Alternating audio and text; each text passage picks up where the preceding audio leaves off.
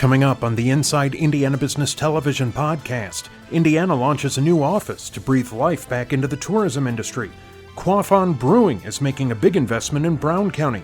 We talk to the new CEO of AgriNovus. We preview the upcoming season restart for the Pacers.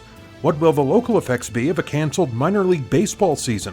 A Purdue startup creates new hand washing technology, and we preview the upcoming virtual Indyfluence event. Welcome to the Inside Indiana Business Television podcast. I'm Andy Ober. The Indiana Destination Development Corporation launched last week. The public-private sector corporation replaces the Indiana Office of Tourism Development and aims to serve as a catalyst for the state's tourism attraction efforts. CEO Elaine Beadle joined Inside Indiana Business host Gary Dick to talk about her efforts in branding and promoting the state. The formation of the Indiana Destination Development Corporation by the legislature essentially to replace the old Indiana Office of Tourism Development, so a tourism hospitality focus, but really your mission has expanded into some important areas like talent as well. Give us a thumbnail description of this new agency. Right, absolutely. It's the new mission is to promote, brand, and tell Indiana's authentic story to help attract and retain business, talent, students, as well as visitors to the great state of Indiana. And as you look at the formation, I think this is an interesting piece of the story. The Indiana Economic Development Corporation was formed, I think, in 2005 or so as a public-private partnership or entity, and it's similar in the makeup of this organization as well. It is. We're both quasi-government agencies, which really helps us be able to work with the private sector much more easily than if you're a pure government agency. Yeah. So we're looking forward to that partnership. Okay, I want to talk about the talent equation as well as tourism. But in the midst of everything and you're getting up to speed and launching, there was this thing called the pandemic that came along, unfortunately. So that has you really focused because tourism, hospitality has been hit so hard by that. So that's a real focus of what you're doing as you begin. Absolutely. And we really had to kind of step back, still planning on getting the IDDC launched, but looking at what the industry needed. And so what we did is we actually created an Indiana Destination Recovery Council, which was 12 members from around the state who were kind of leaders in their area of the industry, and really brought them together to say, what is it that the industry needs? What can the state do to kind of help in those ways? And in addition, we did some research, which we put together an index that says, here's what the leisure and travel-related industry had been doing. Where are we now? And how much activity did we lose? And where are we coming back? And that was really a great index for us to do. It had 4 different components. Epidemiology, in other words, we were using the weekly death rate due to COVID. It had labor stress and business sentiment, which we looked at unemployment numbers as well as business sentiment, how much they were losing in their revenues, et cetera. We looked at consumer sentiment, and the last one was travel disruption. So there we were looking at the hotel occupancy rates, as well as the throughput at the TSAs at our 4 airports here in Indiana. So those together gave us an index of 100 on the average, which was in 2017. By February 23rd of 2019, we started measuring. We were at 101.1, so we were better than the average.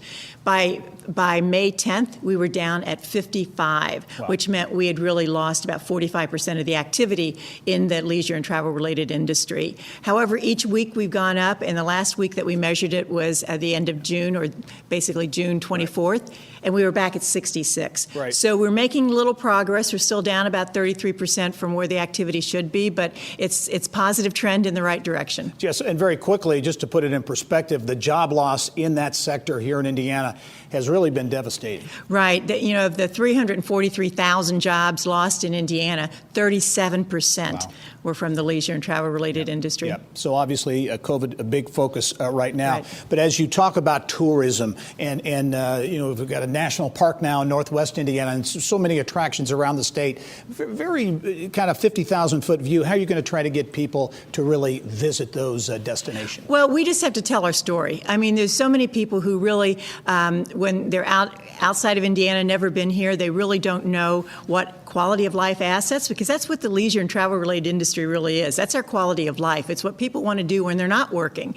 And so we need to tell that story better. And one of the things that we're going to do right away, and should come out later this month, is the Hoosiers by Choice video series. We're asking people who have moved here from somewhere else, maybe reluctantly for a job, to kind of tell us their story, because now they're raving fans. They say they never want to leave, and here's why. And so we're going to give everyone else an opportunity to hear those stories, and I think it's going to be kind of exciting, and I think it's a great way to kind of to get those good thoughts out to be even beyond Indiana.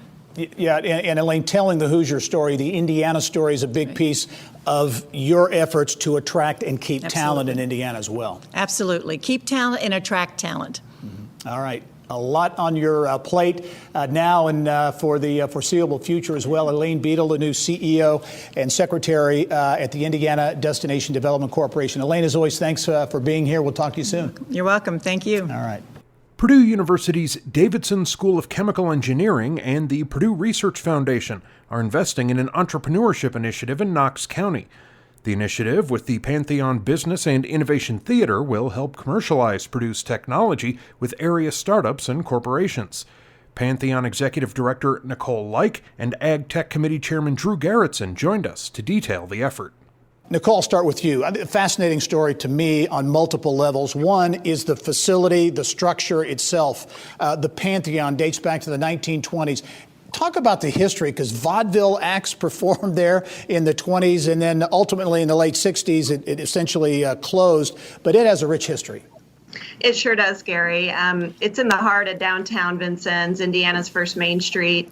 Vaudeville Theater opened on May 16th, 1921, and all sorts of famous acts came through there, from Hank Williams to Gene Autry to our very own Red Skelton. So it really is a wonderful place, and I'm so proud that we're able to preserve it. You are preserving it and also taking a major transformation, if you will, into a business co-working space. Talk about the goals of this space. It's going to be a unique space because of the structure, but what do you hope to accomplish with this co-working space?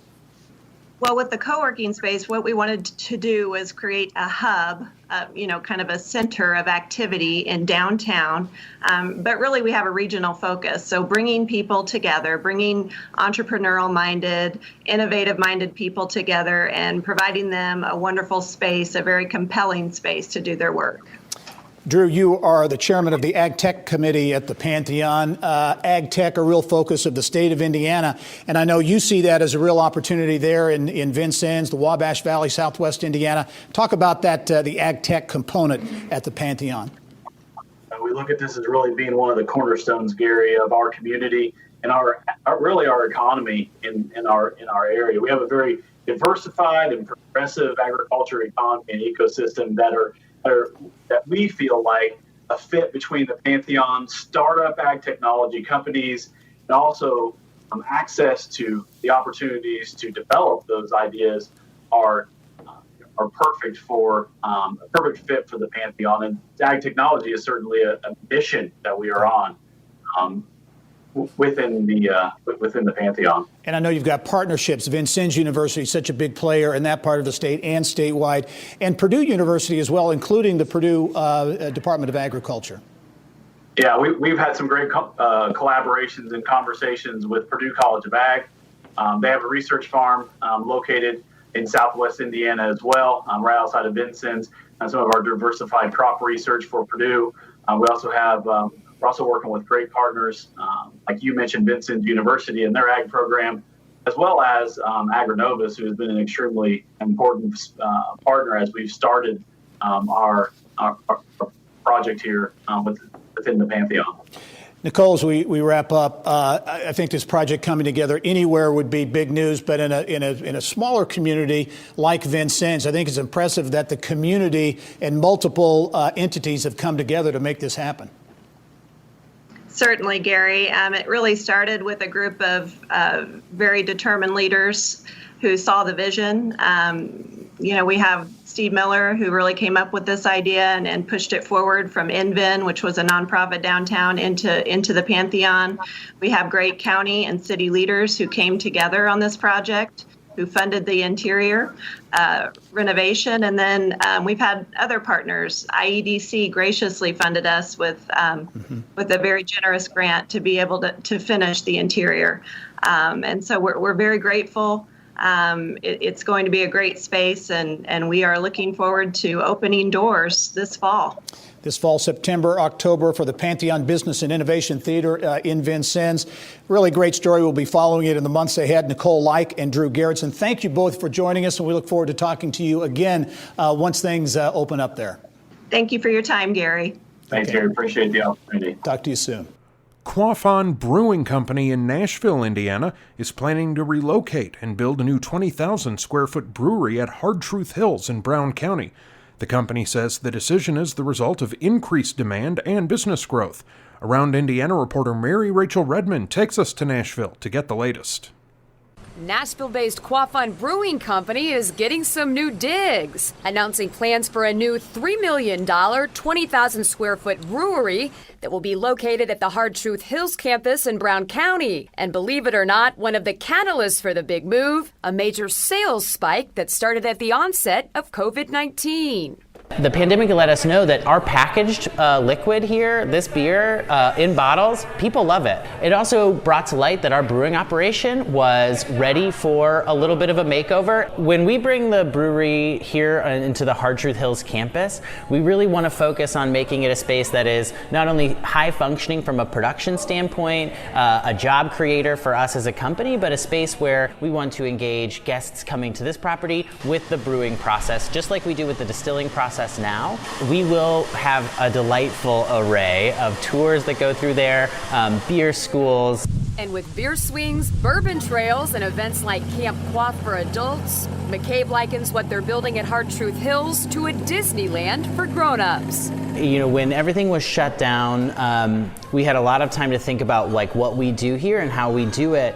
And then as things have started to reopen, we've found that folks are looking for real life experiences that they can have in person that feel adventurous and still like something new and fresh. We've seen more folks coming here in the last couple months. Our business is up year over year here at Hard Truth Hills. Our tour revenue and the number of tours that we're giving, the number of people coming through on tours has more than doubled. And with most people just wanting the year 2020 to be over already, the folks operating Hard Truth Hills say this may be their best year yet. 2020 could very well be the biggest year for Big Woods, Quaff ON, and Hard Truth. Our goal is to be a one gemstone in the beautiful array that is Nashville, Indiana, and to bring people here so they can experience something and have something really great to latch onto here at the property while experiencing all of what Brown County has to offer. Construction for the new brewery is expected to begin next spring, with beer production and tours starting fall of 2021. And officials tell me the brewery isn't the only big project up their sleeve. They've got a big announcement here in the coming weeks. Reporting in Nashville, Mary Rachel Redmond, Inside Indiana Business. It's the first week in a new role for Mitch Frazier as he takes over as president and CEO of AgriNovus. Frazier most recently served as CEO of one of the biggest John Deere dealerships in Indiana. He joined us to share his vision for the future of the state's Ag Biosciences initiative. When you were announced in this role for this job, I thought to myself, your background really is a perfect match. You worked for Governor Daniels in the Indiana Economic Development Corporation, had experience at ExactTarget and some other tech companies here. Most recently, the big John Deere dealership, Reynolds as well, in a leadership position there. All of that comes together, tech and ag, and that's what AgriNovus in many ways really is all about.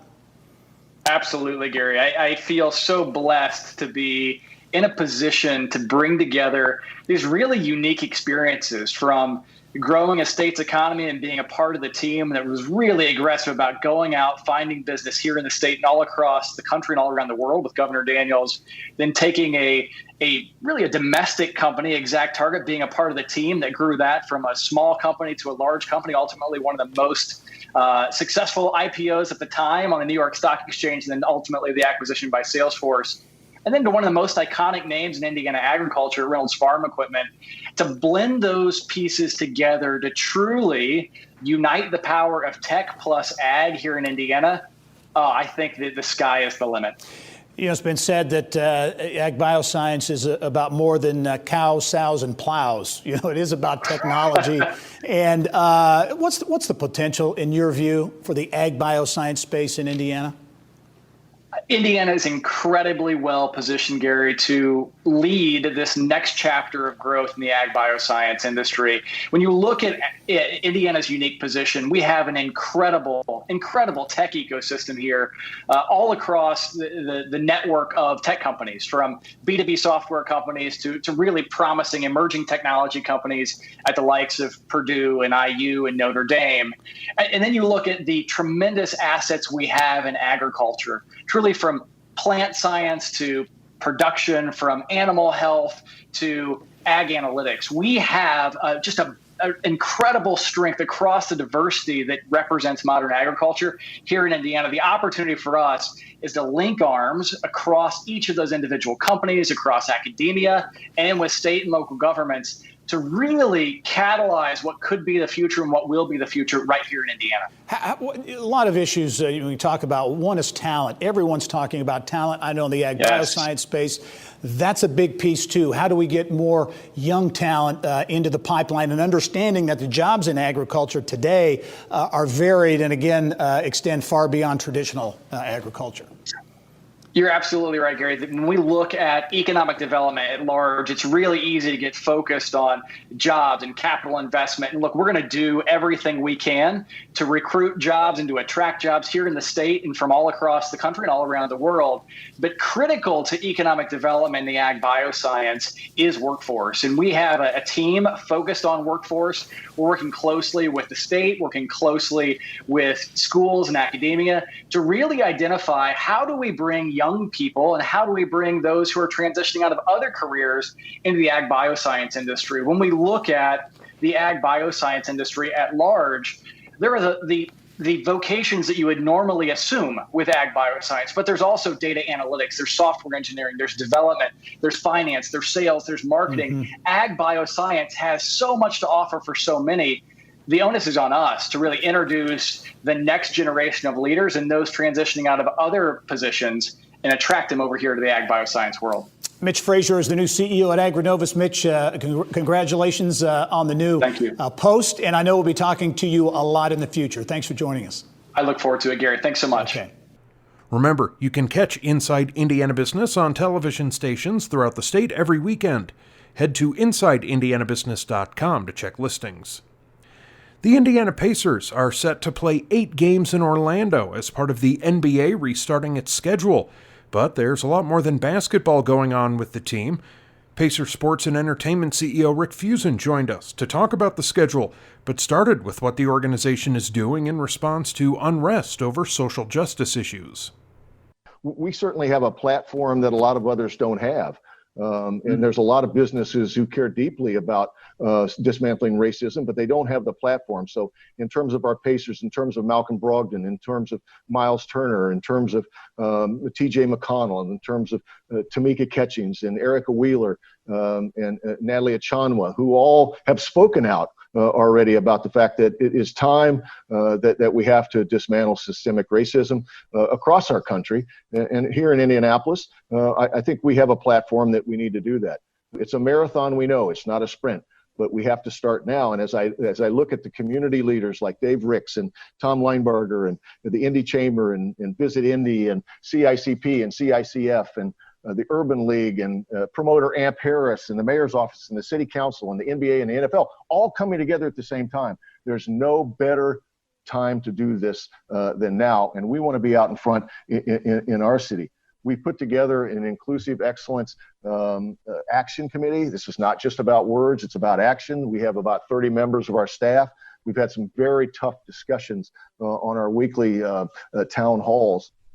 And we're going to get to the bottom of how our employees feel about it and what we can do. We want to continue to be the leader in terms of diversity in our employees. Our last 8 hires at the VP or senior VP level have either been minorities or women. We think that's very important, and we would urge everybody to relook at themselves at this point and to do that. We also became one of the first members of the Indiana Racial Equity Fund that Lilly started with the Lumina Foundation, Scott Dorsey, the Herb Simon Foundation, the Pacers Foundation, et cetera. So we want to get right to it and make sure that we can make a difference in many different ways.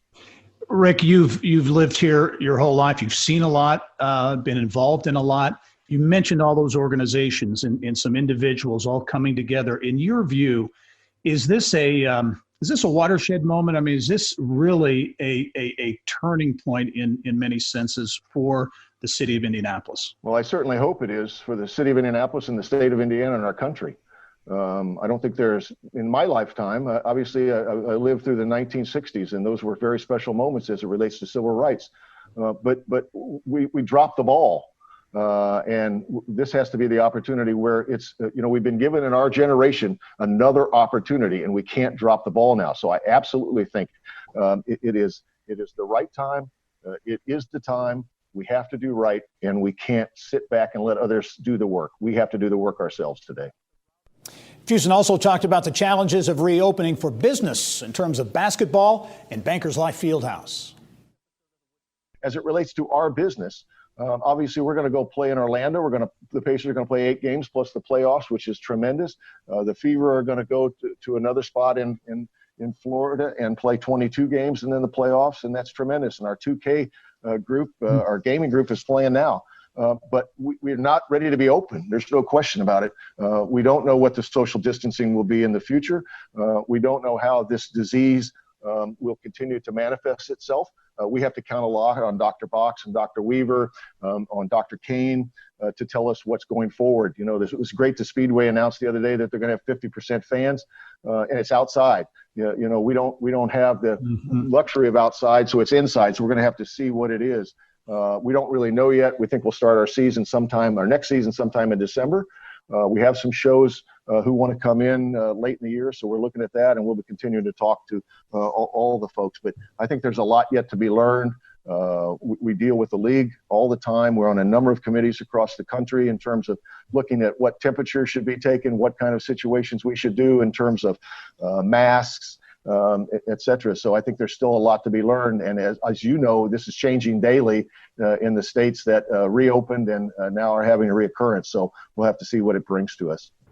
Due to the many COVID-19 related challenges that would come with staffing team rosters for a 2-month season, there will be no minor league baseball in 2020. This summer would have marked the 119th consecutive season of operations for the Indianapolis Indians. President Randy Lewandowski talks about the impact of the lost season and discusses what events will happen at Victory Field with Bill Benner on Inside Indiana Sports. Randy, welcome to the show. I know it's been a trying time for you, the organization, the Indians. It's amazing what world wars couldn't do, and even the Spanish flu back in 1918 has done to the pandemic now has done to the Indians, which is to take the season. How did this all come down from Major League Baseball? Well, it's been a long process, and thank you, Bill, for having us on. And as everybody knows, the last 4 months have been trying for everybody, and especially in the hospitality and the sports and entertainment industries. And we've had an inkling for a while that our season was going to be in jeopardy. But again, the communication had been pretty quiet from both Major League Baseball and the Minor League Baseball office. There were occasional glimpses and blips that where we'd go check to see if we could do testing for players and things of that nature and create our own little bubbles that you hear about in the Major League sports. But ultimately, we got word late Monday, early Tuesday that the official announcement was going to come that Major League Baseball was not going to provide players to the minor leagues this year. Instead, they're going to go the route of taxi squads that are near the Major League facilities as they try to get their season started without fans. And ultimately, again, we thought it was coming. We probably knew it was coming, but it was still rather sobering to see it come across. have to tell our staff and then have to announce it to our fans. And again, a blow not only for baseball fans, but the Indians bring about 600,000 fans downtown every year to the great venue that is Victory Field. You open your concession stands are run by charitable groups. I mean, this has I know it affects you and your staff, but this also has wider ramifications.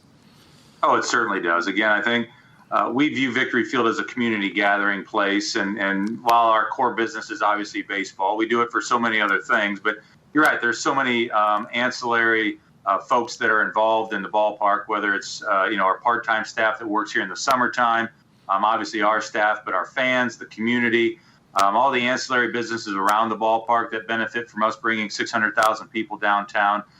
It helps keep downtown alive and vibrant, and right now that's not really the case in any way, shape, or form. And unfortunately, we're not going to be able to do our part to continue to bring people to downtown.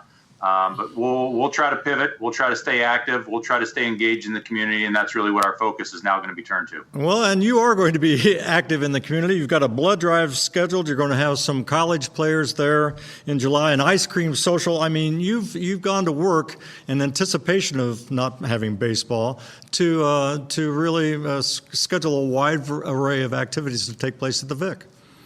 Well, I get a little smile on my face because minor league folks are usually known to be creative. We need to be at times, and this is going to test our creativity. But we've got a lot of great things. We'll stay true to our core with some baseball.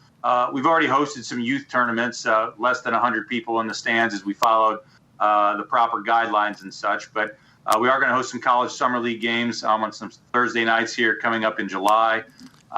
So we stay true to our baseball, but we're going to look at a lot of different things. Community endeavors, as you mentioned. The American Dairy Association has hosted the Ice Cream Social on the Circle for 30 years. Year 31 is going to be at Victory Field as a drive-through and a walk-up event. We're going to host a blood drive in association with the American Red Cross. We're going to host Mud Strut in late September. That's been out at the Indianapolis Motor Speedway. They were looking for a home this year as the Speedway had to jostle and juggle their dates to deal with the pandemic. So as the Mud Strut was looking for a home, we opened up our doors to them. And we're no strangers to dogs. We've done Bark in the Parks at the ballpark for Indians games the last 4 or 5 years. So we've done a lot of community things. And then we're just going to try to be a little crazy, a little creative, where we're going to try to make a little pitch and putt golf course here at Victory Field for later on in the summer. Those details are yet to come. Lots of different things that we're throwing around, drive-in type concerts or movies, and lots of different things that we don't have all those details worked out yet, but now that's where our focus is going to really shift since we know we're not going to have a baseball season. And we're really excited to roll some of the things out. So we'll look forward to you and others to help us get that word out on some of these things that we're going to do to keep Victory Field alive and vibrant here, and otherwise what's going to be a pretty quiet professional baseball summer. Well, we're going to be here for you, Randy. And again, I know this is, again, very, very difficult for everybody, but we look forward to the other multiple reuses and employment of Victory Field. And thanks for being on the show with us this week. And we can't wait till we're here play ball sometime next spring. Well, thanks, Bill. We're looking forward to it as well. We'll be able to weather the storm. We'll be back in 2021, be better than ever. We'll learn a lot. We'll get better. We'll continue to support the community, and we appreciate all your assistance. So we appreciate that very much. Thank you. Project Process is a Purdue-affiliated startup that has created a way for hospital patients to wash their hands without leaving their beds. Hancock Regional Hospital in Greenfield is serving as a testing site for the technology. Project Process CEO Angie Washburn talked about the product with Kylie Valletta in the business of health. Well, first things first, everyone's all the rage about hand sanitizers right now, but it's just not as good as a plain old hand washing. So tell us about the problem you saw and how it gave you this idea for a portable sink. Yes, so it started several years ago as I began to observe patients. I worked in healthcare, so in the hospital and home care, we would see patients who didn't have the ability to use soap and water. And while sanitizer and wipes work sometimes, we know there are situations where soap and water is the only way to wash your hands the best way possible.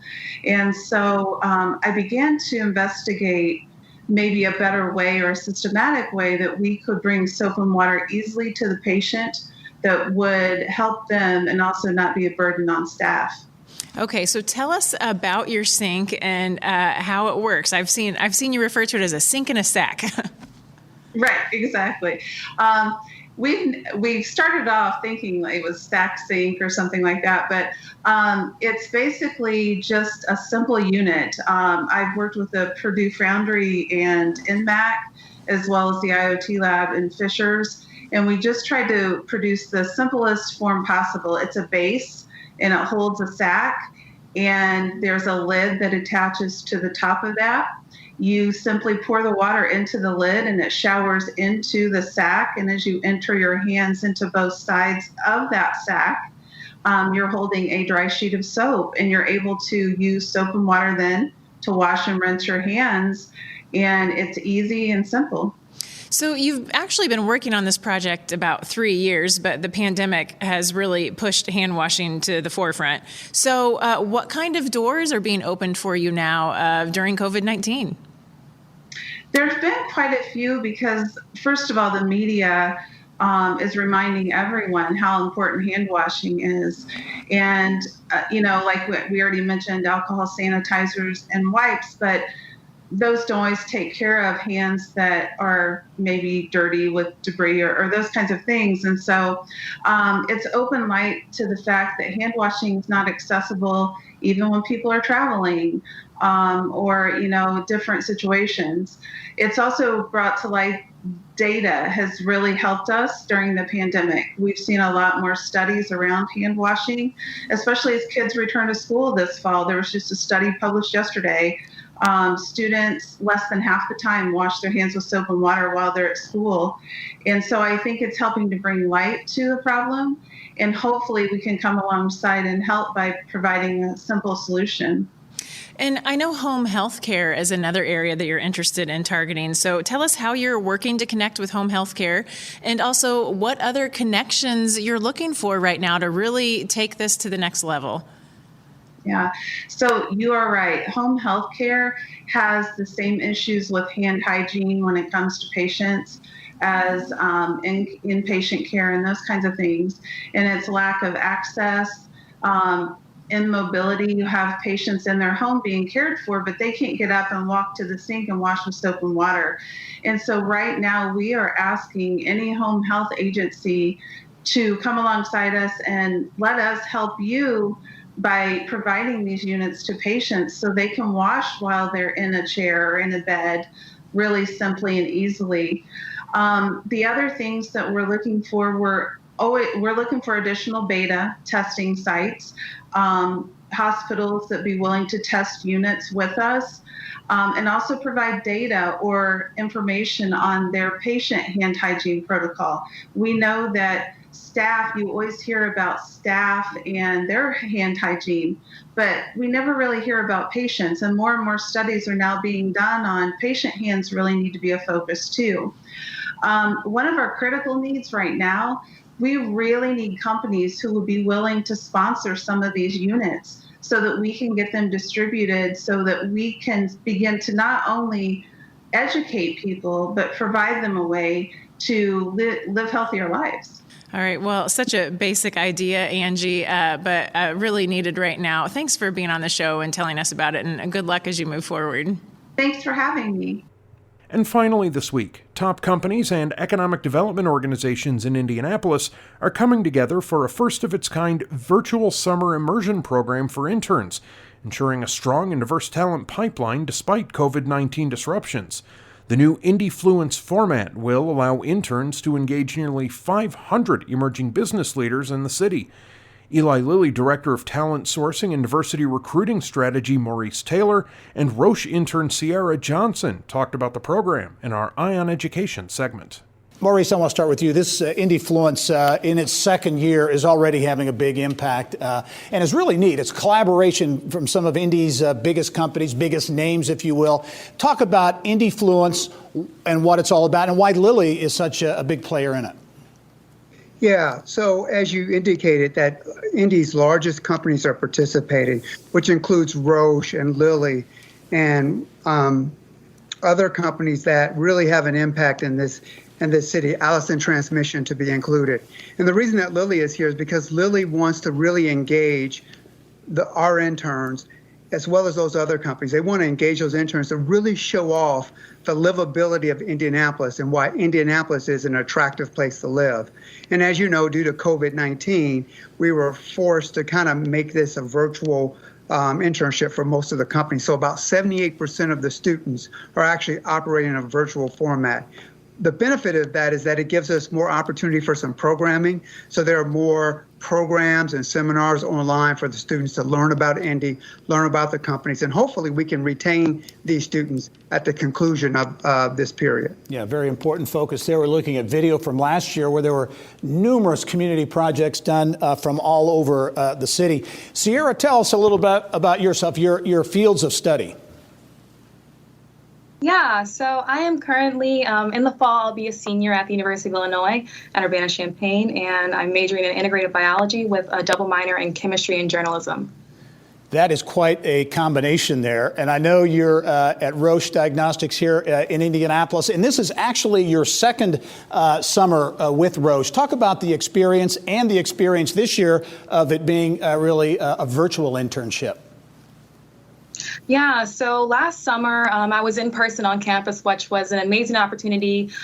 Being from out of state, I got to experience the Indianapolis culture, and it was completely awesome. And to experience Indyfluence on top of that and get to learn more about the nightlife and the volunteer opportunities, and also just get to know my colleagues more, that was just awesome.